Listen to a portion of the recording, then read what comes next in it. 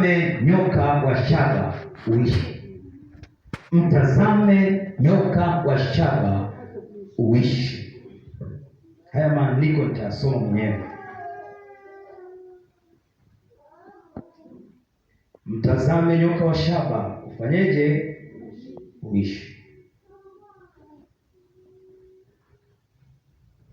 Tazame nyoka wa shaba uishi. Kitabu kile cha Hesabu, fungua Hesabu. Hesabu ile sura 21 na ule mstari wa 4 hadi wa 9. Alafu naomba mwingine atanifungulia kitabu cha Yohana sura ile ya 3 mstari wa 14, mstari mmoja tu, 14 hadi 15. Naomba niweze kusoma maandiko hayo ikiwa tuko kwenye utulivu. Naomba mtoto abembeleze huyo sasa, ikiwa tuko kwenye utulivu. Hesabu ile sura 21 na ule mstari wa 4.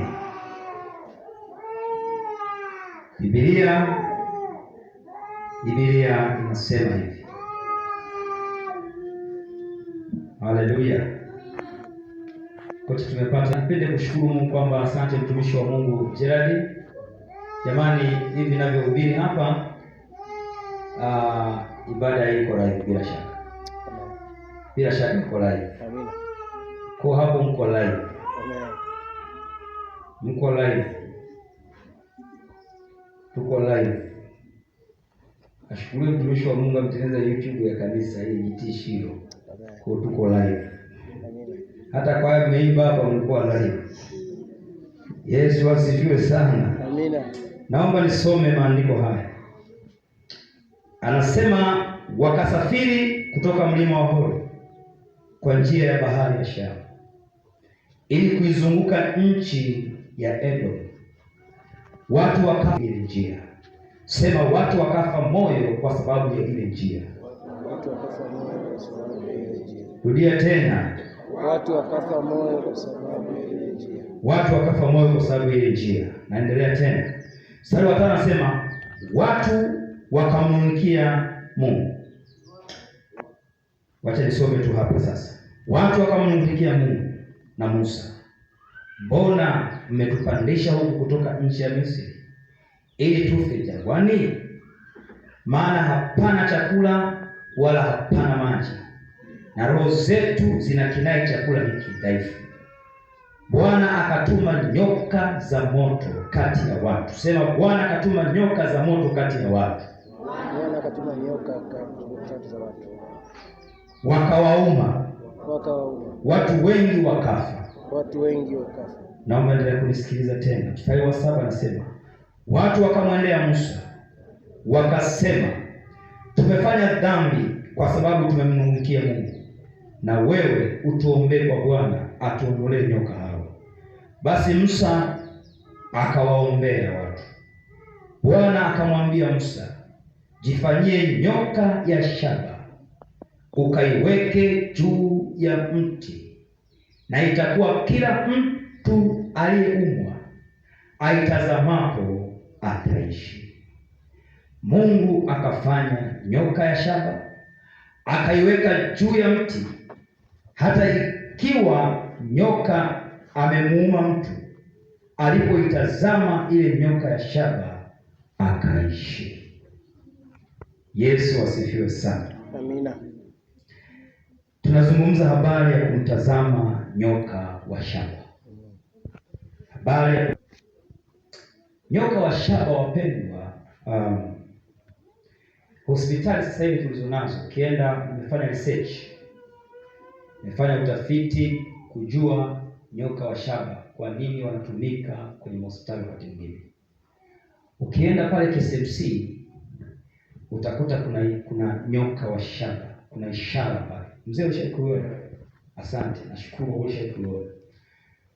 Amewekwa pale KCMC. Lakini pia ukienda hospitali ya Muhimbili utamkuta.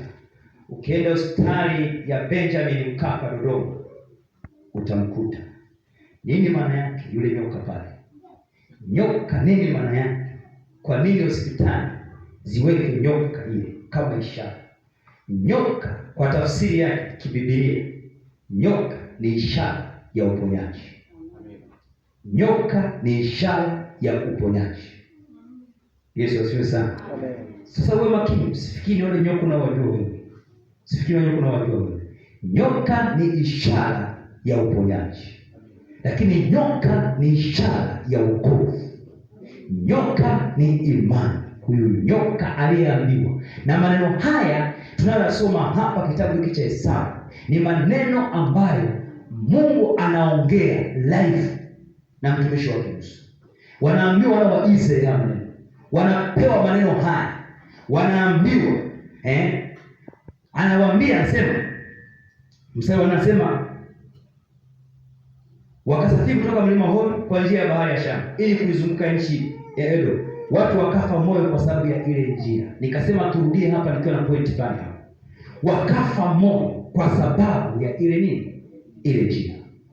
Unajua wana wa Israeli wakati wanatoka kwenye ile nchi ambapo ni nchi ya utumwa, ni nchi ambayo ilikuwa imejaa unyanyasaji wa kiaina wa kila namna, ulikuwa umejaa kule. Wale watu walikuwa wanaishi kwenye mateso, lakini walikuwa wanapata hivi vitu, wanapata chakula, wanapata hivi. Sasa wakafika mahali wakati Mungu anamtuma Musa aenda akawatoe kule, awapeleke kwenye nchi ya ahadi. Mungu akaamua kuwapitisha njia ndefu. Sema njia ndefu. Sema njia ndefu. Akawapitisha njia ndefu. Wataalamu wa theolojia wao kusikia wanakuambia sio mbali kutoka nchi ya Misri kwenda nchi ya Kanaani. Sio mbali, lakini kwa sababu tu Mungu alitaka kuwafundisha jambo, alitaka kujitukuza kama Mungu, akawapitisha njia ndefu. Alipowapitisha njia ndefu, walitembea muda mrefu sana kwenye ile safari. Walitembea muda mrefu sana. Ndipo pale anasema kwamba wakafika mahali wakafa nini? Wakafa moyo kwa sababu ya ile njia. Wakafa moyo, maana yake wakakata tamaa. Wakafika mahali wakakata tamaa kabisa. Na mtu aliyekata tamaa maana yake mtu ambaye amekosa nini? Matumaini. Maana yake hana matumaini kabisa. Amekata tamaa kabisa kwenye maisha. Kama ni maisha amekata tamaa. Sasa hata wana wa Israeli walipita kwenye misukosuko mingi sana. Misukosuko hiyo walikuwa wanaipitia. Walipofika mahali mambo yakawa ni magumu. Mambo yakawa ni magumu kweli kweli. Ndipo sasa walikuwa shida ile, wao matatizo hayo, wanalia wakasema haiwezekani. Wakaanza kumlaumu Musa. Wakamwambia Musa, wewe umetutoa kule. Umetuleta hapa hapana chakula, hapa hapana maji. Wakasahau kwamba Mungu ni Mungu anayejitegemea. Wakasahau kwamba Mungu akisema jambo linakuwa na linafanyika. Wakasahau hilo. Waliposahau wakanung'unika, wakaanza kumnung'unikia Musa. Wanapomnung'unikia Musa wakaenda mpaka kwa Mungu, wakamfuata Mungu mwenyewe, wakaanza kumnung'unikia. Mungu akamnung'unikia. Hasa Biblia inasema unajua kuna wakati Mungu anakasirika. Na wewe kuambia kwamba kuna wakati Mungu anachukia. Kuna wakati Mungu anashusha ghadhabu zake. Na kutaka kujua mfano mzuri, angalia hata Yona wakati amekataa kwenda kuhubiri injili katika ile nchi ambayo Mungu alikuwa amemwambia aende akahubiri injili nao. Yeye akaamua kupanda merikebu na kukimbilia Tarshish. Kilichompata ni kwamba ili ufahamu kwamba mimi ni Mungu, dawa yako ni ndogo. Ndani ya chombo hicho akatumbukizwa, akakamatwa na samaki. Siku 3 yuko ndani ya tumbo la samaki. Hii ni adhabu, sio adhabu. Amekataa kufanya kazi ya Mungu, akawekwa ndani ya tumbo la samaki. Sasa mimi sijui kama samaki alikuwa anakula chakula na mpea huko ndani, au Mungu aliamua kumfundisha maombi ya siku 3 kavu, akae ndani ya tumbo la samaki kwa sababu amekataa kuhubiri injili. Sasa watu wakanung'unika. Sasa baada ya kunung'unika, kile kilio cha macho cha kulia kwa cha manung'uniko kikafika kwa Mungu. Mungu akasema kwa kuwa umesahau, akatuma nyoka. Sasa akatuma nyoka wenye moto. Nyoka wenye moto. Na nyoka wenye moto, sasa nyoka wenye sumu kali. Yaani kigonga mara moja uchukue muda. Nyoka wenye sumu kali. Wala kali kweli. Wale nyoka wakaenda wakawavamia. Walipowavamia wakaanza kung'ata, walikufa sana wana wa Israeli. Wengi wakafa, walikufa mno, wakafa sana. Ndipo Mungu anampa majibu Musa. Anamwambia Musa, hapana, tengeneza nyoka wa shaba. Tengeneza nyoka wa shaba. Kila atakayemwangalia yule nyoka atapona, ataishi. Kila atakayemwangalia yule nyoka wa shaba hataishi. Ili atakayekiuka hata angalia, maana yake tafsiri yake kinyume chake ni kwamba atakufa. Na watu wote ambao walikuwa wanamwangalia yule nyoka wa shaba, wengi walikuwa wanapona. Lakini wale ambao walikuwa wanamwangalia, wengi walikuwa wanakufa. Yesu asifiwe sana. Walikuwa wanakufa. Sasa wamefika pale, kwa hiyo inabidi uvumilie. Nyoka kikung'ata hapa, ni kama uko jeshini. Mama wanajeshi kama haya, kama kitu kinapita huko, hawezi kutikisika. Ni bora afanye namna yote akikanyagia hata hapo, lakini akitikisika sionekane. Maana yake kimya. Yesu asifiwe sana. Kimya. Sasa hawa jamaa wanang'aa, aking'aa wanakufa. Yule ndio mjanja, akiangalia anapona. Nyoka anapona. Sasa Mungu alipomwambia atengeneze yule nyoka wa shaba, maana yake ni kwamba wale watu wapokee wokovu, wale watu wapokee uponyaji, wale watu wapokee imani katika safari walio nayo, wapokee imani. Ndio nisome kitabu cha Agano Jipya, tusome Agano Jipya sura ya Yohana 3:14 hadi 15. Mstari mmoja nisome kwa haraka. Anasemaje? Yohana 3:14. Inasema, na kama vile Musa alivyomwinua yule nyoka jangwani, vivyo hivyo mwana wa Adamu hana budi kuinuliwa. Mtazame Yesu. Kwa Yesu Kristo ndio kumtazama. Na ukisoma kwenye agano hili jipya inamfunua Yesu kama ndiye nyoka wa shaba. Yesu asifiwe sana. Inamfunua Yesu kwamba ndiye aliyekuwa amekaa pale, na ishara ya kukaa pale Yesu ndio ile ambayo hata akaenda kukomboa ulimwengu alipigwa msalabani, aligongomewa msalabani, akatundikwa kwenye mti. Kwa hiyo ilikuwa ni ishara ile kwamba ni mwokozi wa ulimwengu. Kwa hiyo Yesu anayemsema hapa ni mwokozi wa ulimwengu. Yesu anayemtamka hapa ndiye mponyaji wa shida yako, ndiye mponyaji wa kila kitu. Wewe unapopita kwenye changamoto ngumu yoyote ile, mtazame Yesu aliye juu. Unapopita kwenye shida yoyote ile, mtazame Yesu aliye juu. Usiangalie watu wanasema nini, muangalie Yesu anachosema juu yako. Mtazame huyo tu peke yake. Amefunuliwa ili wanadamu tupate ukombozi. Amefunuliwa, alikubali kupigwa, akatundikwa kwenye mti, akagomolewa misumari, damu na maji vikatoka, ili wanadamu wapate ukombozi, ili wanadamu wapate kukombolewa, ili wanadamu wapate kumwona Yesu wetu. Yesu anakuja wapendwa, tusimame tumtumikie, tumtazame yeye, tumwangalie yeye. Wana wa Israeli kupitia matatizo wakafika mahali ambapo yalikuwa magumu, wakaacha kumwangalia Mungu, wakaanza kuangalia vitu vingine. Mungu akashusha ghadhabu ya nyoka wa sumu ili waue. Akasema sasa watakaofanikiwa kuwa na mwana wa shaba yule ndio watakaofunguliwa. Ufunguliwe kwa jina la Yesu. Yesu akufungue. Tatizo lako ni tatizo namna gani? Ni ishara ya uponyaji nimekwambia. Yesu asifiwe sana. Amen. Madhumuni ya nyoka wa shaba nimeshakueleza, ni ishara maana wako yostari. Ni atumika sana kule kwa sababu ni ishara kubwa ya uponyaji. Yesu asifiwe sana. Amina. Ndio dhumuni lake. Lakini jambo lingine ni kimvuli cha Yesu. Kuweka yule nyoka pale msalabani kwenye ule mti, kumtundika pale. Kile ni kimvuli cha Yesu. Ni kimvuli cha Yesu ambacho kinaonyesha kwamba Yesu Kristo alijitoa sadaka. Na nielewa vizuri. Amina. Yesu Kristo alijitoa sadaka. Alijitoa sadaka ili wanadamu wapate ukombozi. Alijitoa sadaka ili waliokuwa wametengwa warejeshwe kwenye familia zao. Alitoa sadaka wasio na kazi wapate kazi. Alitoa sadaka yatima wapate mahitaji yao. Alitoa sadaka wajane wapate mahitaji yao. Alitoa sadaka wafanye biashara kwa amani na kwa uhuru. Yesu alijitoa kwa ajili yako. Yesu alikuchomoa kutoa huko katikati ya watu. Na Biblia inasema huko nje huko mbwa mwitu, huko nje huko wachawi, huko nje huko na waabudu sanamu. Akasema sisi tusiyafuate mambo haya. Tumekombolewa kutoka kwenye madimbwi yale ambayo tulikuwa tumefichwa nayo. Inawezekana ya kiasili. Amina. Inawezekana ya kiasili. Maana kuna madimbwi, kuna mambo fulani kwenye familia yanakuwa ni ya asili. Ukisha kuokoka unaivunja ile asili mbaya, unaweka asili njema. Amina. Yesu asifiwe sana. Amen. Unaweka asili njema. Unaweka asili njema. Kuna mtu alipiga simu anambia mchungaji, mimi nikifika form 4. Nikishafika form 4, tukishafika form 4 tunaanza kuumwa. Huwa mara nyingi hata mtihani hatufanyi. Akanieleza, nikamwombea, nikamwambia Mungu akuinue katikati ya watu hawa ambao hawasomi, uwe ni bora ya wasomi kwenye familia yako. Amen. Yesu asifiwe sana. Amina. Lakini jambo lingine, madhumuni mengine ya nyoka ni onyo dhidi ya ukosefu wa imani. Madhumuni mengine ya nyoka, kwa nini aliwekwa pale? Ni ukosefu wa imani. Wale watu walikosa imani. Wale waweza kukosa imani, wakakosa kumtumaini Mungu. Wakakosa kumtumaini Mungu, wakafika mahali wakaona kama vile Mungu hawezi. Kama vile ambavyo umefika mahali wewe kwenye tatizo ulilonalo, umeona kama Mungu hawezi. Umeona kama Mungu hajibu.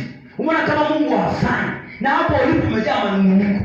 Angalia usipata adhabu ya Bwana. Usije na manunguniko. Amini kwamba Mungu anaweza. Amini kwamba Mungu anafanya. Amini hivyo.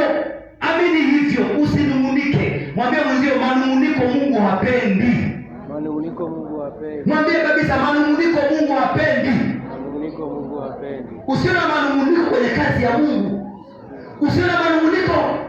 Kama ni kuimba imba, usinungunike. Kama ni kusifu sifu, usinungunike.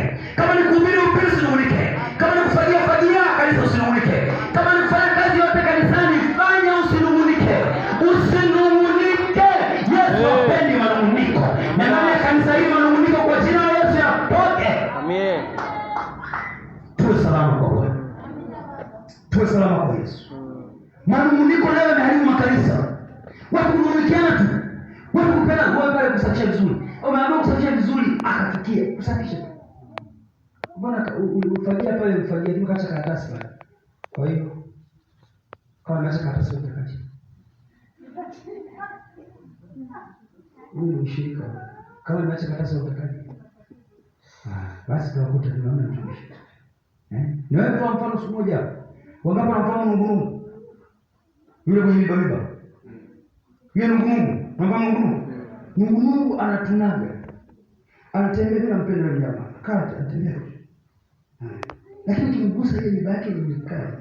Ukimgusa ile miba ile ananuka. Sio inatoka ile miba sio kwa lakini mikali. Sasa mwambie Mungu sio Mungu. Mwambie sio Mungu. Sio Mungu. Maana sio kufika mahali mtu akakwambia bwana, pale utakiwa ufagie mama. Bwana, pale utakiwa uimbe sauti ikae hivi. Wewe pale bwana utakiwa uwahi kwenye ibada, unachelewa sana siku hizi. Usiwe Mungu. Amen. Mshike mzee mkono mwambie acha Mungu. Mungu sio Mungu. Sio Mungu. Yesu asifiwe sana. Amen. Haleluya. Amina. Kama tunakosa imani, wakakosa imani kabisa. Wakaanza kumhumikia Mungu. Mungu anashushana ghadhabu, anachapa. Ndio maana Biblia inasema watu wangu wanaangamizwa kwa kukosa nini? Maarifa. Wanaangamizwa kwa kukosa maarifa. Kuna watu wanaangamizwa kwa kukosa maarifa. Yaani wao wenyewe wanajikosesha maarifa. Unamhitaji Mungu na maarifa. Amen. Yesu asifiwe sana. Amina. Unamhitaji Mungu na maarifa. Naomba wanakwaya wanapoimba acha manunguniko. Naomba waimbaji praise team wanapoimba acha manunguniko. Mafundi mitaa. Nimetangaza hapa tulikuwa na vyombo navyo vikadiria sio hivi ninavyovisema. Wanangu, sio hivi vyombo ninavyovisema. Takuwa na lenji zitafungwa kwenye machuma. Amen. Tukienda kuhubiri tukifunga zile lenji zile. Yaani utashangaa kwamba hiki ni kishindo cha wakoma. Amina. Ni kishindo cha wakoma. Ni kidume tu ndii. Huko anasema wapi huko anasema ni shiro ADT kumekucha. Amina. Sasa ukianza kunung'unika sasa hivi utapigwa. Usinung'unike. Usinung'unike. Yesu asifiwe sana. Amen. Mwambie mzee wako kunung'unika. Acha kunung'unika. Lakini pia kusudi lingine la nyoka ni ishara ya dhambi na hukumu. Ishara ya dhambi na hukumu. Madhumuni ya nyoka pia washara ilikuwa ni ishara ya dhambi. Ndio maana alisema watakao mtazama yule nyoka watapona. Wasio mtazama hawataishi, watakufa. Hiyo ni hukumu. Mungu alikuwa anatoa. Yesu hawezi kuzaa. Mungu anatoa hukumu pale. Anawaambia watakao mtazama watapona. Wasio mtazama watafanya, wataishi. Hivi hebu chukulia Mungu mpaka afika ongea maneno kama haya. Alafu nyoka naye kung'ata. Sio nyoka, unajua kuna nyoka wametofautiana, si unafahamu? Kuna nyoka ni sumu kali na mbona ni sumu kali. Miaka ya zamani sisi tulikuwa tunakuwa uking'atwa na nyoka wanasema ukimbie kwa sio maji. Kwa sababu nyoka king'ata anaenda kwa sio majani. Tulikuwa tunaambiwa na wazee wetu. Wanadai sasa sio tudanganya sio tuambie ukweli sisi. Yeye anakuwa anakishaka hiyo mguu na vimba. Alafu kuna nyoka, kuna siku moja baba moja alitusimulia habari ya nyoka, nilishindwa kurudi nyumbani. Nikasema nyumbani siendi. Nani anamwona na nyoka? Alielezea nyoka kwenye miti, akaelezea nyoka jinsi wanavyopita, akasema ukikanya akigongo ni utosi hapo, wewe unakufa. Sasa nawaza leo utaenda nyumbani na ule na ile miti pita inakuwa kulikuwa na maembe mengi maembe. Sasa leo kama yuko pale jamaa akalingana, nikasema tutalala huko tutoke kesho. Nyoka anatisha. Nyoka anafanya? Nyoka anatisha. Sasa huyu nyoka ilikuwa ni ishara ya dhambi na hukumu, kwamba watu wakikubali kumwangalia nyoka wanapona, wasipokubali kumwangalia nyoka wanakufa. Amina. Wanafanya? Wanakufa. Anaonyesha matokeo ya dhambi. Anaonyesha matokeo ya dhambi. Sasa wale waweza walikosa shukrani. Walikosa shukrani, ndio maana Mungu akatoa dhambi. Wakakosa kumshukuru Mungu kwamba amewatoa mahali fulani, amewaleta kwenye sehemu fulani. Walipaswa kumshukuru Mungu. Wao wakaanza kufanya hayo makosa. Wapendwa, kwani niwahi kuhubiria huyu Musa, tunayemsoma Musa. Mungu one Mungu alivyo ajabu. Mungu ni wa ajabu mpendwa. Musa Mungu alikuwa anamhimidi sana. Musa Mungu alikuwa anamhimidi sana. Lakini Musa huyu wakati alifika mahali kwenye maji, hakuna maji. Mungu alimwambia akagonge mwamba ili maji yatoke. Musa huyu akaenda. Angalia Mungu alivyo ajabu. Akaenda akagonga, tena akagonga mara mbili.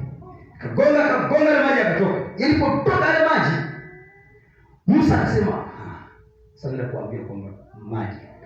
Alipofika pale kwa waweze, akawatangazia kana kwamba yeye ndiye ameyatoa yale maji. Akatangaza kwamba mimi nimewatokezea haya maji, kunyweni haya maji. Akatangaza kana kwamba yeye ameamua kuchukua ufalme wa Mungu. Kilichotokea, angalia Mungu alivyo ajabu. Kilichotokea, Mungu akamchukua Musa. Alipomchukua Musa akaondoka naye. Akampeleka kwenye mlima. Alipofikisha naye kwenye mlima huko, hakumrudisha tena. Na Biblia inasema alimzika mwenyewe. Yaani Mungu ndiye alimzika mwenyewe Musa. Musa hakuzikwa na wanadamu yoyote. Mungu alimzika mwenyewe Musa. Kuna mambo Mungu akiamua kupambana, usipambane na Mungu. Mwambie mwenzio usipambane na Mungu. Usigombane na Mungu. Jamaa akazikwa kimya. Na Yesu mpaka leo kaburi lake. Sasa unayemumika, angalia usipambane na Mungu. Unawezekana unafika mahali unamumika, mimi sipo. Mimi nimeombewa au ugonjwa ni wangu. Hakuna ugonjwa wako. Huu ugonjwa huu ni wangu. Biblia ilimwaga. Mjomba nani? Sasa dalili hizi ni kama za mjomba. Mjomba yako nielezea ugonjwa kwamba unaanza mguuni. Kwa hiyo hata mimi naona na bahati mbaya sana mjomba na amekufa. Bibi alikufa. Bibi alikufa. Sasa hii ugonjwa ni wangu na mimi nitakufa. Wewe achana hayo mambo. Sema kwa jina la Yesu, mimi sifi. Amina. Mimi nitaishi. Amen. Ndio kama unatishiwa sana. Watu wanatishiwa sana. Usilimumike. Yesu asifiwe sana. Amina. Usilimumike na kazi ya Mungu. Usiwe na mashaka na kazi ya Mungu. Jua Mungu anafanya. Yesu asifiwe sana. Amina. Usije ukahukumiwa. Usije ukapata shida. Usije ukafa vibaya kwa sababu ya kunung'unika juu ya kazi ya Mungu, ya kukasirika juu ya kazi ya Mungu. Ndio maana wachungaji Mungu ametuita tunakuwa na imani. Hasa angalia Musa anawaombea. Kuna wakati fulani anawaombea Mungu, tena hao ambao wametenda dhambi, Mungu anawaambia Musa waombee. Musa tena anawaombea. Yaani wachungaji, tafsiri ni kwamba hata mchungaji, inaweza mshirika hata kama haeleweki, mchungaji kazi yake ni kumuombea ili Mungu ashughulike naye. Sababu sio, unajua wao wanaambia washirika, ninyi nasema mnaabudu meditation kwa mchungaji nani? Mchungaji nani? Na mchungaji Baraka alikuwa na jina kubwa sana hapo Moshi. Sasa hivi anavyowaambia. Amina. Jina mchungaji Baraka litakuwa kubwa sana hapo Moshi. Vilabu vyote, televisheni zote zitalijua. Amen. Kama kuna mchungaji huko Shiro ni hatari. Watanijua. Mnalijua hilo jina. Lakini kimsingi mwenye watu wake sio mchungaji Baraka. Yaani mwenye watu ni Mungu mwenyewe. Amen. Kwa hiyo nini aliyewaleta hapa ni Mungu mwenyewe, sio mchungaji Baraka. Kilichowaleta hapa ni Mungu amewaleta ili mpone mioyo yenu, ili mpone nafsi zenu, ili mkombolewe mfike mbinguni. Amen. Hilo. Kwani kwa mchungaji baraka na sifa gani? Mimi na sifa, hata kuna watu wenye sifa za msifu. Kuna watu akisimama hapa akieleza, nilisoma shule fulani. Niliposoma ile shule nikafika form 6. Nilipotoka form 6 nikaenda nikasoma chuo kikuu. Nikamaliza miaka 3. Nilipomaliza chuo kikuu nikaenda nikasoma diploma, nikasoma degree ya kwanza, nikasoma degree ya pili, nikapata cheo cha daktari, nikapata profesa. Anaeleza CV imeshiba. Lakini Mungu aliwaambia uwe na CV imeshiba, haijashiba. Watu wanataka. Amen. Yaani wewe imeshiba, haijashiba. Yesu wote anawataka. Ndio maana hata mlevi yule ambaye kule barabarani anaikunywa pombe, Yesu anataka. Amen. Makahaba wanataka. Yesu asifiwe sana. Amen. Na sasa naomba nikupe vitu vya msingi vitatu. Mambo matatu ya kuzingatia ili kujikinga na roho ya manunguniko sasa. Sababu manunguniko tumeona madhara yake. Ukiwa na manunguniko kuna madhara makubwa unayapata. Usiwe na manunguniko kwenye jambo lolote. Nimeshakwambia, unaumwa chochote, sema Mungu asante kwa uniponya. Ni mahali kuna shida, unapitia mahali pagumu sana, kuna changamoto ngumu sana. Akili yako imechoka au amesema wewe uzai. Wewe ndio unashindwa sema kweli mimi sizai. Hapana, kataa, sema mimi sizai, mimi nazaa. Ambao wazai ni hao wengine, sio mimi. Amen. Sio mimi. Ambao hawana kazi sio mimi. Mimi ninayo kazi yangu. Unaitamka kwa imani, unaisemea kwa imani. Kila unayotamka kwenye neno lako linakuwa, wapendwa. Unachokitamka kwenye mdomo wako kinakuwa. Na wewe kuambia hata usione unapoita majina, kweli makini nao. Usimwite jina mtoto matatizo. Kamuita mtoto jina shida, tabu. Mtoto anazaliwa jina tabu. Mtu anaita wewe tabu. Tabu nazaliwa tabu. Anazaliwa na tabu. Anazaliwa na matatizo. Hapana, tamka mtoto wako, mtamkie amani. Mwambie utapewa amani. Hapo katika mwambie mwanangu, hata kama wamekwambia uzae, tena mwenyewe mama wamekwambia wewe mtasa chini, nisemee tu mbona kusema mtoto atazaliwa mtoto.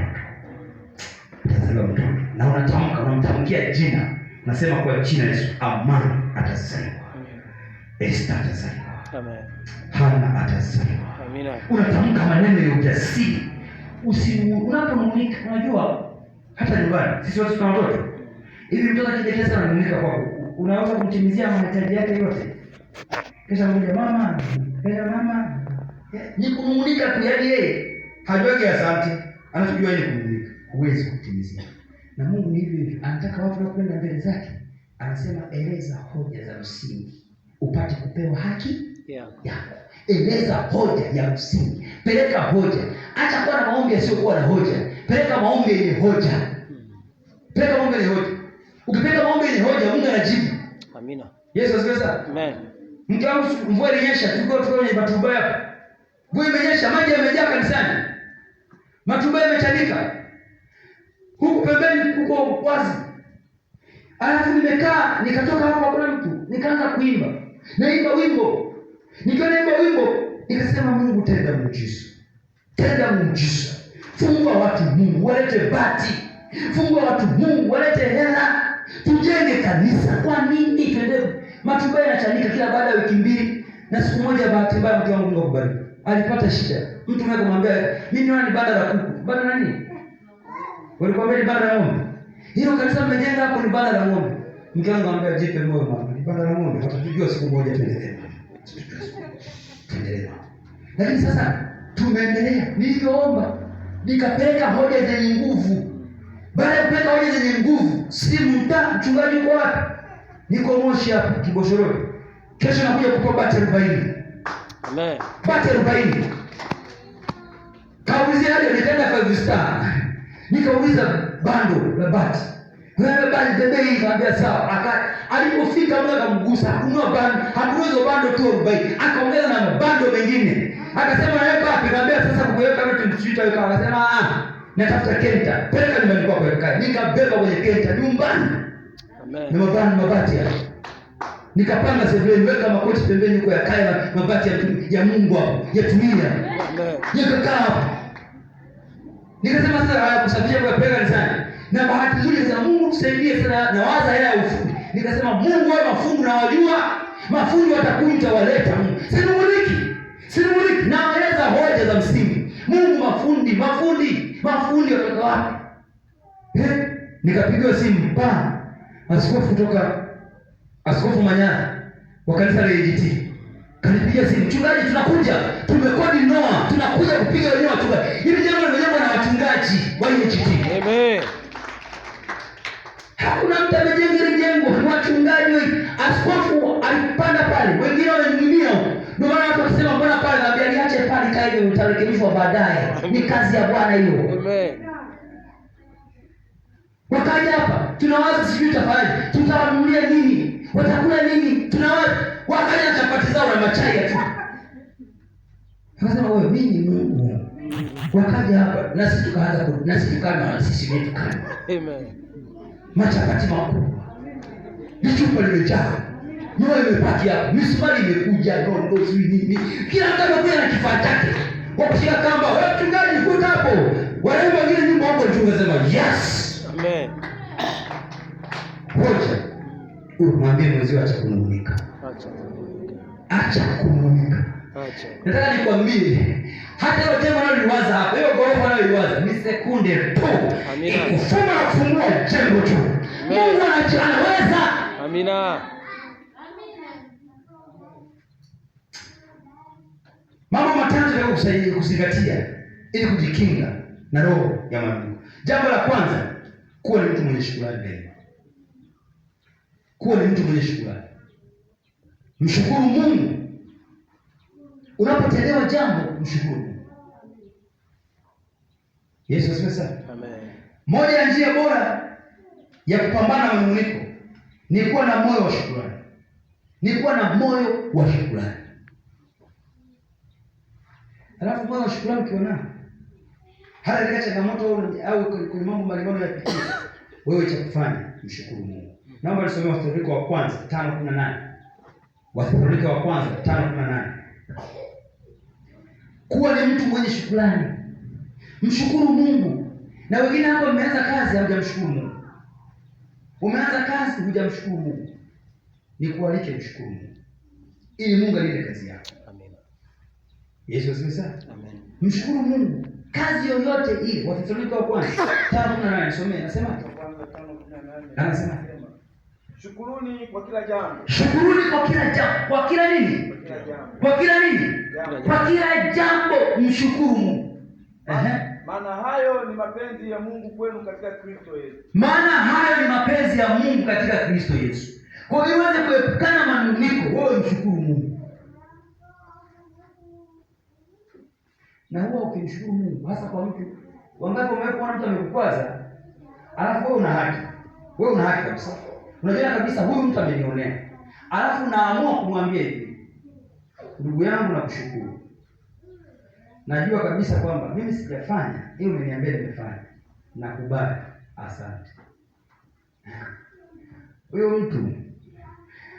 mtu habagiki sana.